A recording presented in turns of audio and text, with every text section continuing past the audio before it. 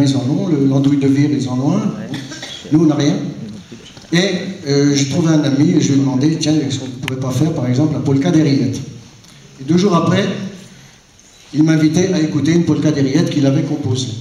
Je voudrais le saluer, il est ici dans la salle, c'est Pierre V. Je ne sais pas où il est, il peut se lever. Voilà. Tu veux venir sur scène avec nous, Pierre?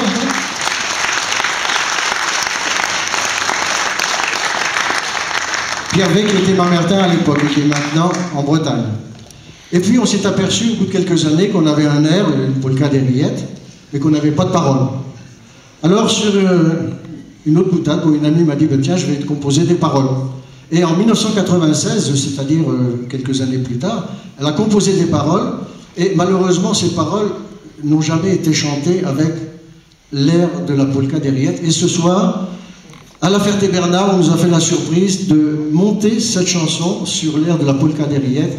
Alors je vais appeler quand même Françoise Guibert, qui est ici aussi, elle était là tout à l'heure, je pense qu'elle est encore là, et venir nous rejoindre. C'est elle qui a composé les paroles.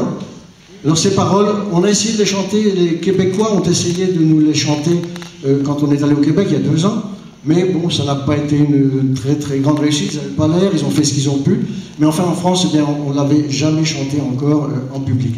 Donc pour la première fois ce soir, voilà, M. Pierre V, hein, compositeur, et Françoise Guibert, qui va nous rejoindre, l'auteur des paroles. Et je crois que la chorale de la Ferté-Bernard va nous interpréter cette polka des rillettes avec l'orchestre d'harmonie.